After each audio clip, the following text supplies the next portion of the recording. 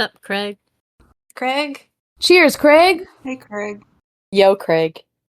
And hello, everyone. Welcome to the Paddocks. We're going to be doing something a little different today, and we're going to be giving you a little lesson for dummies on IndyCar. Now, IndyCar is definitely getting more popular, especially with the new series, 100 Days to Indy. So we thought it would be fun to explain the sport to you guys a bit, especially because a few of us are fans. Now, we're going to start it off with some IndyCar history, and I'm going to go ahead and pass it off to Hanna. Since Indy has had many names, we are going to talk about what Indy is and then what names it had and the historic behind it throughout the series. So, IndyCar series races across North America on a variety of racetracks that forces drivers to perform at their best each and every week. The 17 race series schedule is composed of a cross between super speedways, short oval tracks, road courses, and street courses. FYI, the street courses are closed off sanctioned areas that almost feel like they're festival-like. Pretty cool if you've ever been to one. It is considered an open wheel series versus a NASCAR car is considered a closed wheel series. Speeds are about 240 miles per hour with unthinkable G-forces up to about 5 Gs, which is 5 times their body weights. Most drivers train in simulators, and if you didn't know, most of their regimens include marathons, triathlons, cycling, boxing, and more.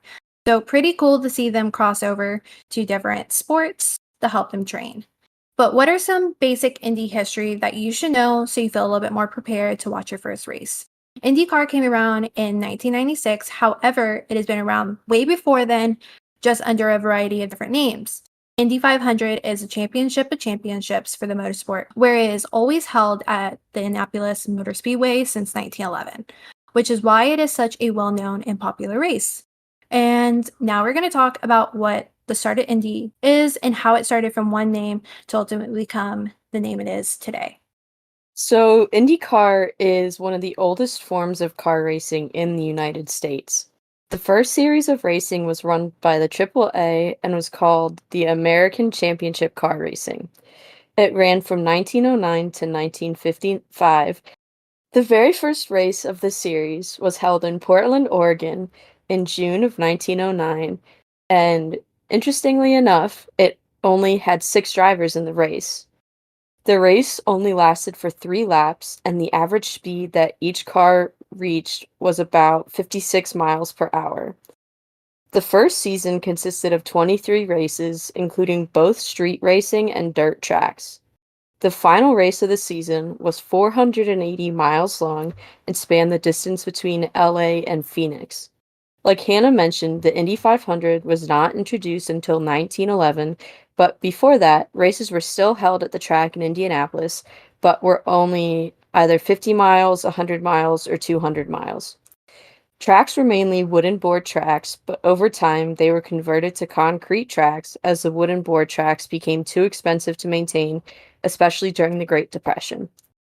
The Great Depression and World War II both limited the schedule of the American Championship Car Racing Series, with the full series racing beginning again in 1946. In this period, the cars and drivers got even faster, and the racing became increasingly dangerous. Ted Horn won 3 consecutive championships from 1946 to 1948 before fatally crashing in 1948. Following the Le Mans crash in 1955, in which Pierre Levegh, sorry if I mispronounced that, and 82 spectators were killed, motor racing in general began a period of self-examination. The Horn crash caused the AAA to remove themselves from being associated with IndyCar because they feared being held responsible and accountable for the fatal crash and the types of crashes that could happen during this series. Following the AAA leaving the American Championship Racing, the USAC, otherwise known as the United States Automobile Club, took over and renamed the series to the United States National Championship. The main features of this period under the USAC were upgrades to the car design and trying to figure out how to gain a bigger profit from the series. The United States National Championship ran from 1956 to 1979 until a rival competitor, CART, otherwise known as the Championship Auto Racing Teams, came into play. Under the USAC, drivers were complaining of how to improve the financial status of the sport, which caused a split between the drivers and the USAC, which led to the groups reconciling, and CART took over. Also in this era, which I find this very interesting, the engine was moved to behind the driver, and that became the new norm since drivers felt that it gave the car more power and a higher drivability. So now getting into CART, the defining feature of the period from 1980 to 2007 was the split and eventual reintegration of the open wheel championships. During the 1980s, the financial state of the championship was strong, and the series was even able to attract drivers from Formula One, like Jacques Villeneuve and Nigel Mansell being the most famous examples. And this leads into the next topic, which Hannah is going to talk about. Dispute between CART and IRL, which is the Indy Racing League, centered on the Indy 500 specifically. Like Meghan mentioned briefly, the 1980s into the mid 1990s, CART IndyCar racing was the most popular auto racing series in the country at the time. In an interview on Auto Week, Andrew Craig, CART's chief executive officer during the split era, says Indy is still recovering from the split even after 25 years. The split between Indy Racing and the established championship auto racing team, also known as CART, that began and remained a deep issue until the ratification in 2008 that ended up destroying IndyCar racing in the United States for a very long time. The concern was that IRL and CART both wanted to go in different directions as far as autosport. CART wanted to focus more on the American-born racing talent, along with more oval-style tracks, similar to NASCAR, instead of street race circuits, while IRL wanted a diverse range of talents and speedways, which ultimately led to the departure, as mentioned previously before. CART did end up declaring bankruptcy after the 2003 series, which led to the new name Champ Car, single wheel racing car with mid-mountain engines, to put it in nicely. Champ Car eventually moved into a de facto all-road course format, which eliminated the oval series streets. The series would experiment with dramatic rule changes, including special compound tires that were used for a fixed portion of the race, standing starts, and time races. Both Champ Car and IRL continue to suffer from reduced field sponsorships and television ratings.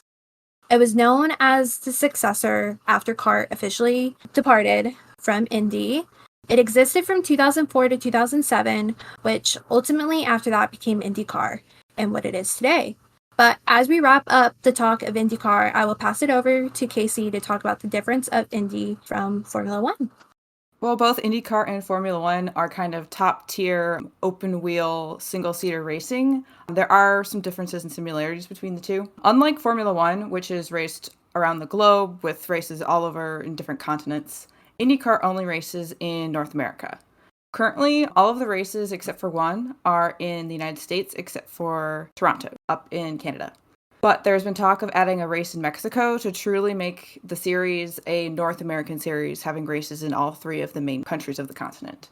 And folks in the Midwest, you are in luck. Instead of having to drive, 10 hours to the nearest Formula One race, IndyCar races, a lot of them are located in the Midwest area, which also is beneficial for kind of anyone east of the Mississippi, as that there's probably an IndyCar race that's only a couple hour drive from where you live. Now, in F1, if young drivers kind of want to make their way up to that top tier, they kind of follow the path F4, F3, and F2, and IndyCar has a similar path, except it's called the Road to Indy. The winner of each kind of tier on this Road to Indy is given a scholarship to help them financially move on to the next tier up.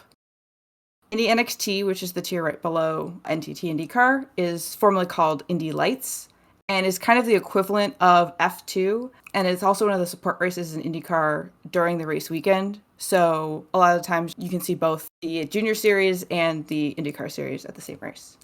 As Hannah mentioned previously, there are 3 main types of circuits: ovals, road courses, and street circuits. Ovals are kind of the big difference between the 2 series. The oval circuits are a staple of American racing, but they can be extremely dangerous as the drivers are continuously going over 200 miles per hour. Instead of having to slow down for corners or anything, it's just constant 200 miles per hour. So any crash that you have is done at over 200 miles per hour, which can be pretty devastating. And there have been some pretty horrible crashes over the years. The danger of these types of tracks has actually put off some of the world's top drivers from even trying out IndyCar, such as Michael Schumacher, Lewis Hamilton, even Max Verstappen says, we like watching IndyCar, we like the Indy 500, but those ovals are just too scary for us. I mean, sometimes even full season drivers will actually opt out of driving on the oval tracks, such as Marcus Armstrong this year and Romain Grosjean during his first season in IndyCar. Another main difference between Indy and F1 is the price. So a 3-day grandstand seat in an F1 race can cost almost $1,000 or even more. Las Vegas, like $2,000 is like the lowest you can get. But that same kind of ticket, like a 3-day race ticket in a grandstand for an IndyCar event, can cost around $100 and can even be less. I know at some of the street tracks, you can even get free viewing of the circuit and the race just by finding a parking garage or a building or a window, or there might even be free viewing. So it's super, super affordable, which is kind of great for kind of getting people interested in the series, because if you don't have to spend large quantities of money to go watch, it's a little easier on your wallet. And I know many people, myself included, have, wished and dreamed for that famed Formula One paddock pass, but do not have the financial resources to get that. But in IndyCar, it's incredibly easy to get to the paddock. A lot of times, the paddock access is included just by buying any kind of ticket, or it's free. It really just depends on the track itself, what their policy is, but it's super easy to get in, and it's a great place to see the cars, kind of see how they work on it behind the scenes, and to also meet drivers. The race weekend itself is fairly similar to F1. They have 2 practice sessions on the Friday, and then there's a practice session followed by qualifying on Saturday. Now, the qualifying format will differ between the oval and then the road and street courses. So at ovals, it will be based on the fastest average speed, and the cars only go one at a time, basically to minimize any chance of an accident.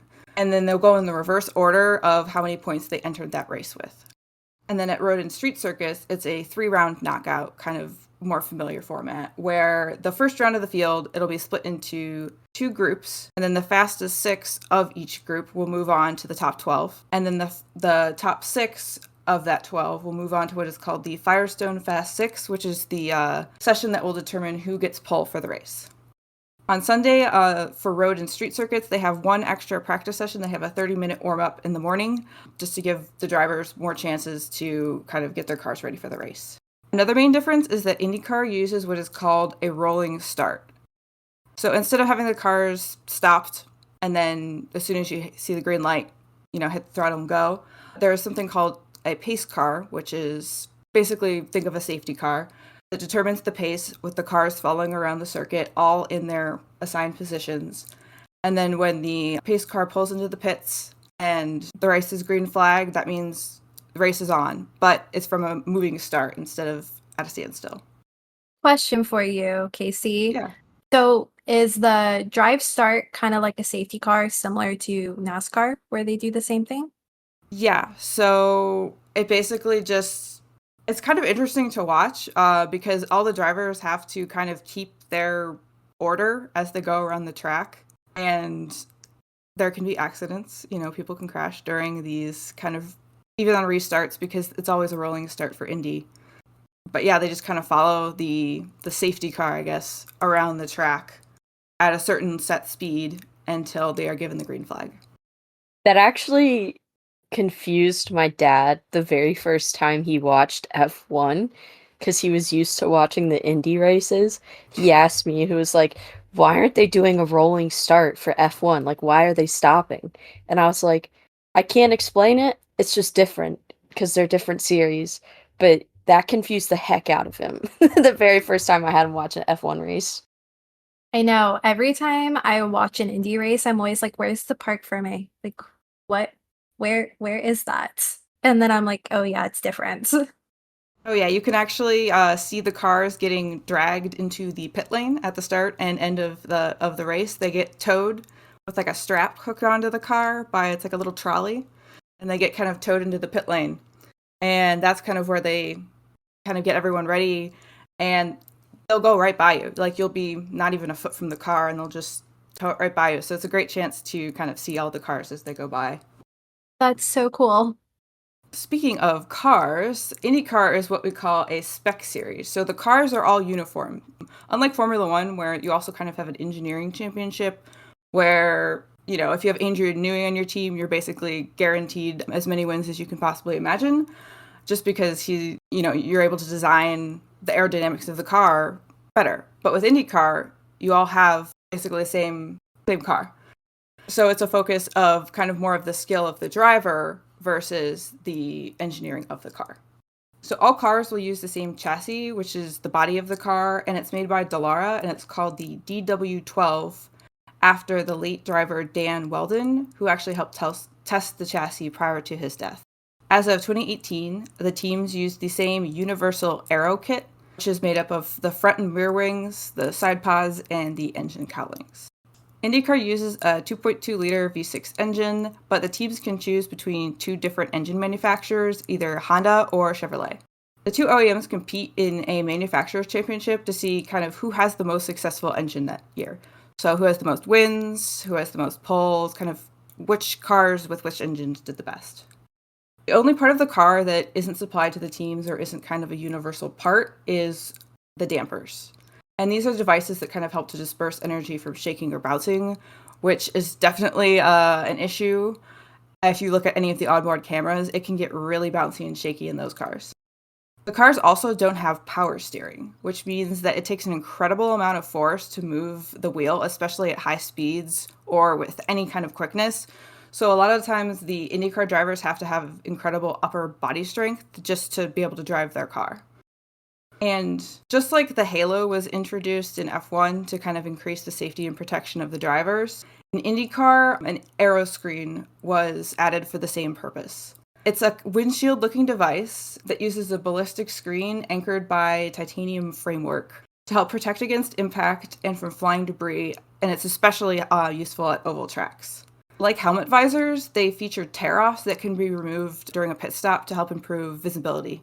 And then, funnily enough, I found out that the aero screen was actually designed by Red Bull. So they're not involved really in IndyCar, but they are a racing, development company as well. So they actually helped develop this windscreen for Indy. And now Firestone is kind of like the Pirelli of IndyCar, as they are the tire supplier. There are 3 different types of tires in IndyCar, with kind of specific rules for the type of circuit you're on.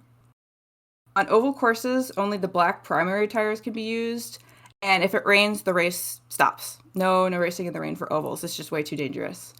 But on road and street circuits, there are 2 additional types of tires, a red alternate tire, which is basically a soft tire, and then a gray wet weather tire.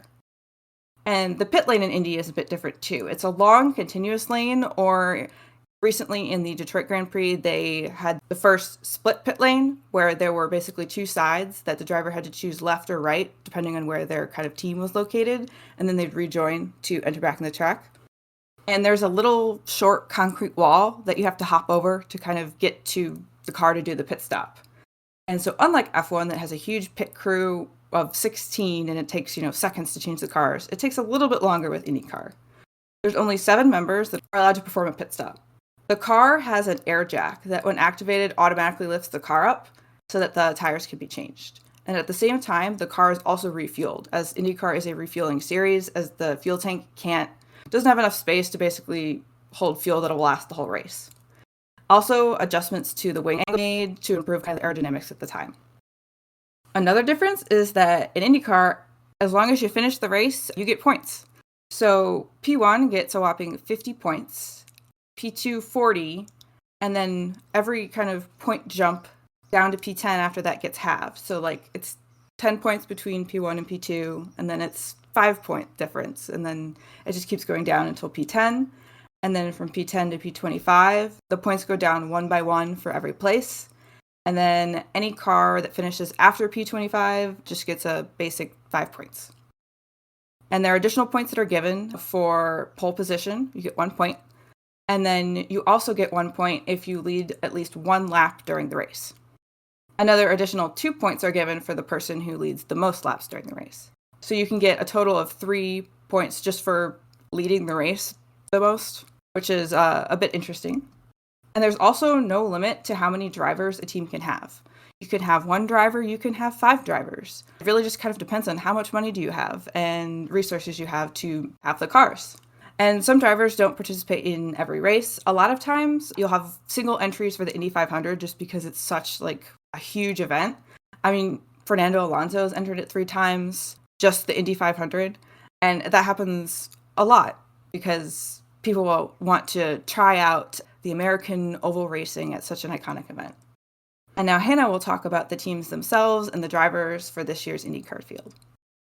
Yes. So, who are the drivers, teams, and the standings to date? It's a long one, so bear with me as I go through all these names. I will probably butcher some of them, so apologies in advance. So, we have the Chip Ganassi team, which consists of Alex Palou, Marcus Ericsson, Scott Dixon, Marcus Armstrong. Marcus Armstrong does the road and streets, no ovals, while Takuma Sota does ovals. Then we have Team Penske is Joseph Newgarden, Scott McLaughlin, and Will Power. While Arrow McLaren has Pato O'Ward, Alexander Rossi, Felix Rosenquist, and Tony Cannon, who does the Indy 500 only. Then we have Andretti Autosport. That name is very well known if you have not heard of it before, which consists of Colton Herta, Romain Grosjean. Romain was in F1. Just a little history lesson there. Kyle Kirkwood, Devlin DeFrancesco, and Marco Andretti. We have the Rahal Letterman Langine racing team, which is Christian Lundgaard, Graham Rahl, Jack Harvey, and Catherine Legg. Catherine Legg is the only woman driver on the grid this year. Then we have the Jukos Hollinger racing team, which is Caleb Lotz and Augustin Canapino. We have the Ed Carpenter racing team, which is Renis Veke, Hannah DeLay, Ed Carpenter, and Ryan Hunter-Reay. While Hunter-Reay was only at the Indy 500, he ended up being the replacement driver for Connor DeLay, which was ultimately let go from the team. We have the AJ Foyt Enterprise team, which is Satino Ferrucchi and Benjamin Peterson. And if you haven't noticed, the drivers have gotten smaller with each team as we go down. Then we have the Dale Coyne Racing Team, which is David Malukas and Stingray Bob. That's a hilarious name. Then we have the Meyer Shank Racing Team, which is Helio Casanovas and Simon Pagino. We have the Abel Motorsports team, which is RC Enerson. And then we have an Indy 500 only driver, which is Stefan Wilson. He actually was injured and replaced by Graham Rahal. So driver standings to date, we're only going to mention the top 5 because there is quite a few on the grid this year. We have Alex Palou in first place, Marcus Ericsson in second, Joseph Newgarden in third, Pato O'Ward is in fourth, and finally Scott Dixon is fifth. Just so you know, Pato and Scott are tied for the same amount of points this year. So we'll see how the rest of the season holds with who ultimately ends up in fourth and fifth. There is a total of 27 drivers on the grid, but 34 drivers if you include Indy 500 and then replacements for people who do oval versus don't. But as we talk about the team and driver standings to date, here's a little history of some of the historical drivers that made Indy as great as it is and their incredible standings. Before getting into some of the history, I'd like to say that Pato and Scott are literally my 2 favorite drivers in IndyCar. So seeing them tied, I don't know what I want because, I mean, obviously I'd like both of them to move up, but they're both my favorite. Scott's been my favorite since the longest I can remember because I'll talk about it later why he's my favorite, and Pato's my favorite, so I know what I'm going to do. But getting into some of the history behind the drivers, I'm going to talk about 9 legendary drivers with the most wins in a single season in IndyCar. So coming in at the top with the most wins in a single season is AJ Foyt. In 1964, He won 10 out of 13 races, including winning the Indy 500. Interestingly, the 3 late races he lost, he DNF'd. So technically, he didn't even race in the races he lost, which is interesting. He led 861 of 1,295 laps that season, which is 66% of the laps. He even managed to win a NASCAR Cup Firecracker 400 at Daytona that year. In between the span of time, Foyt managed to win 24 races, have 40 top 5 finishes, all in 55 starts. In his 1975 season, he won 7 races, had 10 top 5 finishes, in 12 starts. He finished 3rd at Indianapolis, but was still one of his best seasons that he had. Foyt leads all IndyCar drivers with 7 championships and 67 wins. So to me, Foyt is like a Schumacher or Hamilton of IndyCar. Coming in at number 2, we have Al Unser Sr. So in his 1970 season, he won 10 races, including the Indy 500, in 18 starts. He finished in the top 5 16 times, and he led 1,527 of 2,190 that season, which is 69% of laps. He had 39 overall wins in his career, which puts him 5th on the all-time greats list of IndyCar drivers. Coming up next, we have one of the household names in IndyCar and honestly in motorsport in general, with Mario Andretti. His 1969 season was his best season yet. That season, he won the Indy 500, which helped him earn his 3rd out of his 4 championships. Between 1966 and 1969, he won 29 times in 85 starts, and in 57 of those races, he finished in the top 5. He also managed to pull out a win at the Daytona 500 in NASCAR in 1967. In 1978, he went over to F1, and he managed to win the F1 World Championship that year. He's had 52 career wins, which puts him 2nd on the all-time greats list. At number 4, we have Tony Bettenhausen. In his 1951 season, IndyCar was called the American Championship Car Racing Series at the time, and he won 8 of 14 races. He finished 2nd 2 other times that season. In 1958, he won the championship, and interestingly enough, he won it solely on points. He did not win a race that season, he just managed to finish in the top 5 10 times in 13 races, and that managed to do the trick for him. So, I find that very interesting. He didn't win a single time that season, but still managed to win the whole thing. He won a total of 22 races in his career. In number 5, we have Michael Andretti. He never won the Indy 500, and he finished 2nd in the kart/Indy 500 championship 5 times. In 1991, he won 8 of 17 races and finished in the top 3 11 times. He led 966 of 1,911 laps, which is 50% of the laps that season. He has 42 total career wins, which ties him for 5th on the all-time greats list of IndyCar drivers. In 6th, we have Sébastien Bourdois, who ruled Champ Car in his time from 2003 to 2008, and Champ Car is the sanctioning body of IndyCar. He won 4 consecutive series championships from 2004 through 2007 before giving Formula One a go in 2008. He has a total of 28 wins in 55 races during that 4-year stretch from 2004 to 2007. But since this was during the era that Champ Car was feuding with Indy Racing League, Bourdois never got a shot at the Indy 500. He is 7th on the all-time greats list with 37 career wins. And then coming in at number 7 out of these 9 drivers, we have Al Unser Jr. He won the championships in 1990 and 1994. In his 94 season, he managed to win the Indy 500 for a 2nd time and had 8 total victories that season. He also managed to place in the top 3 11 times in 16 races that season. He sat on pole position 4 different times, which is a career best for him. He had 3 race winning streaks. So he won 3 races back to back 2 times, which is very interesting. Sounds like Max Verstappen. He also had 34 total career wins, which puts him 9th on the all-time greats list. Coming in at number 8, we have Jimmy Murphy. He won the National Open Wheel Championships in both 1922 and 1924. In 1922, he won in 7 of the 14 races he started. He managed to put himself in the top 5 in 14 of those races.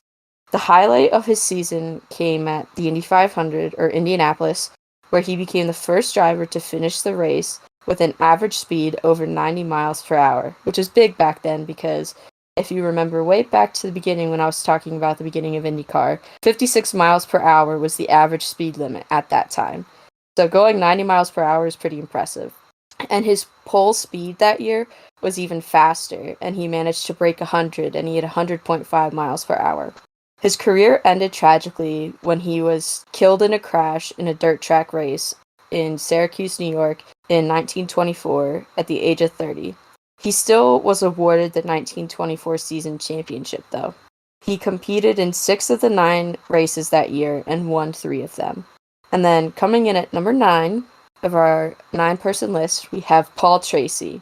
In 2003, he dominated the kart series with 7 wins and 10 top 3 finishes in 17 races. He qualified on pole position 6 different times, and with 31 career wins, it puts him 10th on the all-time greats list.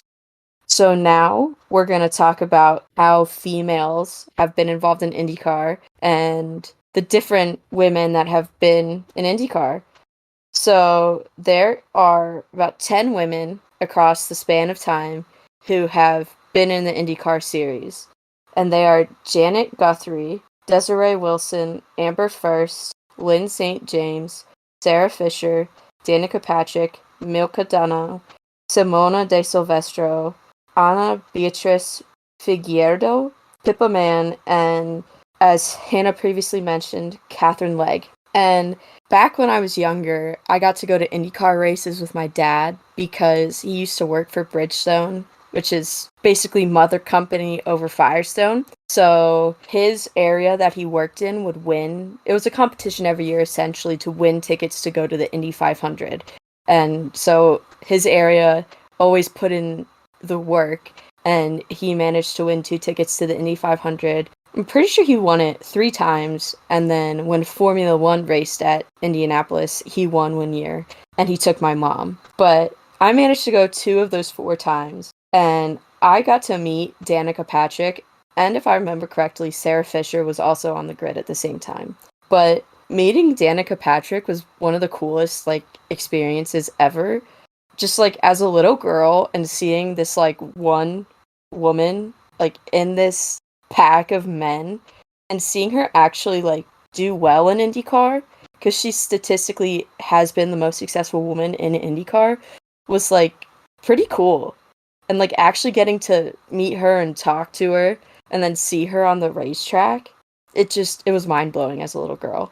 And she's also still involved in motorsport today, as we've seen her host some of the F1 shows and do some talking and some other motorsport things. And even after her time in IndyCar, she did race for GoDaddy in NASCAR, which I followed her in that as well, just because with love Danica Patrick. So, fun fact, I knew of Danica Patrick from NASCAR and her time there. And later on, I found out she raced for Indy when I got a little bit more into Indy and wanted to figure out what everything was. This is a league where you don't see many female drivers, but they do exist and make it big in Indy races, where other motorsports, it is not as predominant. So, other motorsports skip the program. But let's talk about what we think the remainder of the season will bring, kind of who we want to see end up at the end of the year. Truthfully, I personally would like to see Pato O'Ward have a good season. He's done relatively good so far and land in the top 3 overall driver standings. He is super close now in 4th, but tied with Scott Dixon. He is also doing so good, and he's with Arrow McLaren, and I do love McLaren. But I have to give it to Alex Palou. He is really killing it this season. And he is actually kind of dominating, being ahead in the grid by pretty decent stretch. And while Alex races for Chip Ganassi, he is actually the McLaren F1 team's reserve driver. So, fun fact there. It all leads back to McLaren eventually. But he actually just won another race this past weekend at Road America. So he's kind of on a roll here, and it looks like it'll be continuing. But who knows, with IndyCar, anything can happen. You know, we still have a lot of races left. And then I'm also an Aero McLaren fan. So it's nice to see all three of them do well, but also to see Pato do well and, you know, get him up a few places. But I mean, it's just really nice to see a McLaren team do well, unlike the F1 team right now. The IndyCar team is doing great.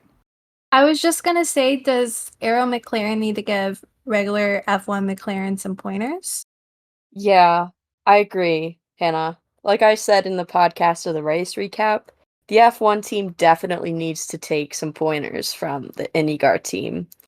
Like, Zach Brown is at both races, and how he manages to have, like, one team sucking, sorry, and the other team, like, doing well, like, I don't understand, but I'm happy to see, like, Casey and Hannah have both said, a McLaren team doing well. And all three of their drivers have been having a pretty good season, especially Pato. And I'd love to see him finish in the top 3 this season. It'd make my little heart happy, just because live, laugh, love Pato. And also, I agree. I think Alex is most likely going to take home the championship. He's just dominating. I feel like I've already compared someone to Max, but I feel like in terms of F1 and Indy, he is the Max Verstappen right now of IndyCar. He's just racking up wins and taking home points. And also appreciate that he is one of the reserve drivers for the F1 McLaren team, so love him for that as well. But 9 races are left in this season, and he is leading Marcus Ericsson by 74 points. But anything is possible, like, since how Casey described the point structure, it seems like they give out points for everything.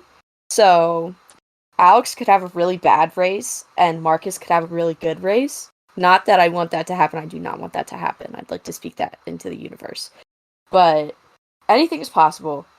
And I'd also love to see Scott do well, just because ever since my dad took me to my first IndyCar race, I'll never forget the hotel we stayed at had the winning car from the previous year sitting outside of the hotel. And I'll never forget walking to the hotel and seeing Scott Dixon's number 9 Target car. And I was like, I like that. I love it. Little me, I forget how old I was at the time, and he's been my favorite ever since, so I'd love to see that man do well as well, but rooting for Pato. You know, I wonder, as we talked about Red Bull a little earlier with Casey saying how they do break into motorsport engineering and provide parts for Indy, I always kind of wonder in the back of my mind if Red Bull has ever thought about breaking into Indy with their dominance in Formula One. Would be kind of cool, but also it's kind of nice not having them in Indy at the same time because it gives other teams the opportunity to do good. But I don't know, man. It would be interesting to see Red Bull in a little bit more sports. I agree. Like, what would it be like if Red Bull was in IndyCar? Because they do currently supply their engine from Honda. So, you never know. And I think the reason why there's such, like, unpredictability in IndyCar is since they mainly only have 2 engines to choose from. It's kind of up to the team. So, I don't know. But Red Bull and IndyCar, interesting. Well, I mean, they wouldn't have quite the advantage that they have in F1 right now, as they'd have to have the same car as every other team. So I think that would even the playing field a little bit. But I mean, it would be interesting to see if maybe we could get some other energy drink companies in on this car racing thing. Who knows? Maybe we could have a soft drinks competition for car racing. Coca-Cola, where you at? Or Pepsi, Monster? Mountain Dew. That would be interesting. I mean, Red Bull is in MotoGP. They're in F1.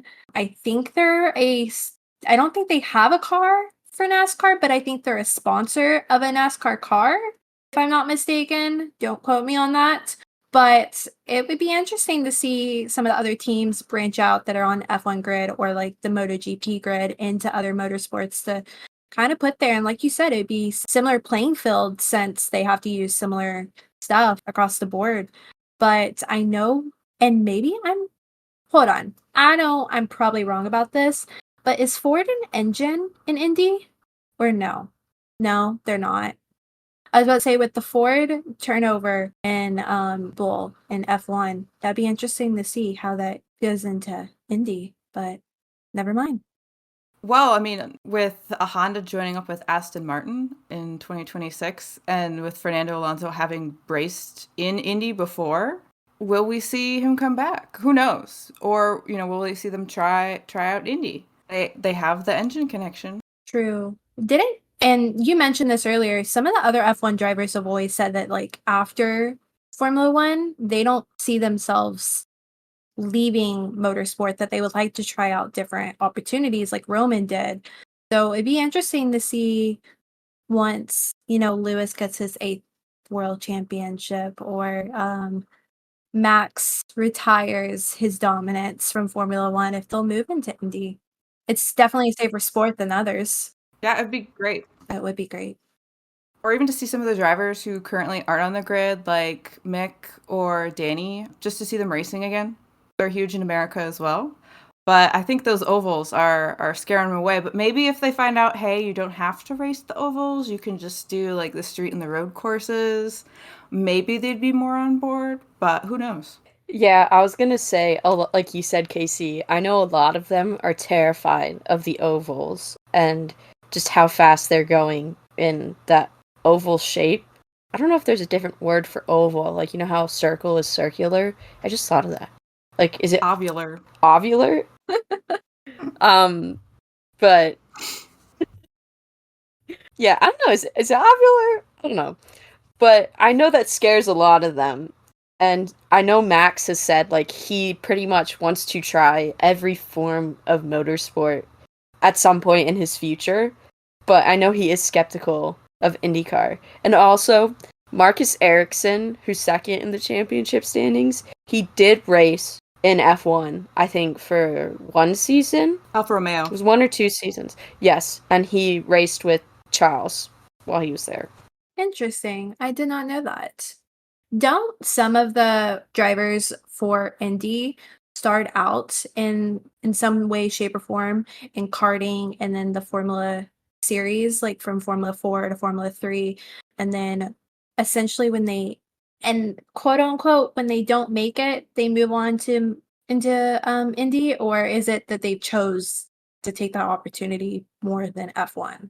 Well, it seems like for some of the research I've done for other episodes with like karting days of F1 drivers or like the young days, a lot of IndyCar names popped up in like North America. I think because like the regions are just so far apart. If you're in like the North American racing circuit, if you don't want to go, if you can't afford to go to Europe, IndyCar is the way. But I think everyone, a lot of them young ones especially like want to go to F1.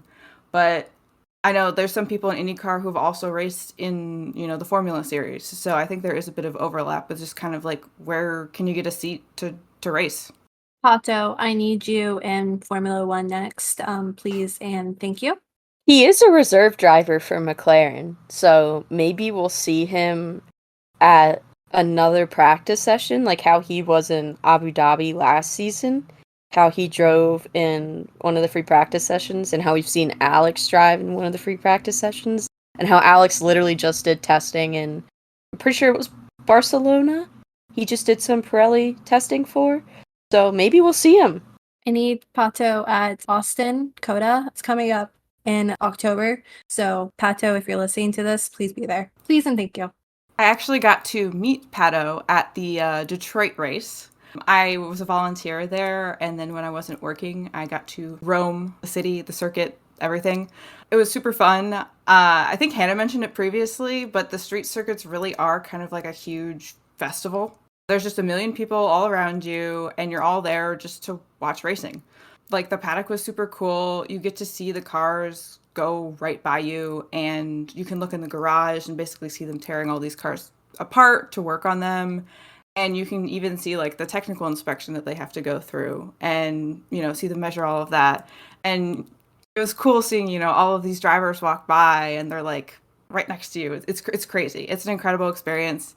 And Pato is super nice, by the way. So I hope more of you get a chance to go to an IndyCar event or to meet a driver. But that will definitely be our moment of the week, moment of the weekend, even though it was, I think, 2 weeks ago now, the Detroit Grand Prix. But it was the most fun I've ever had.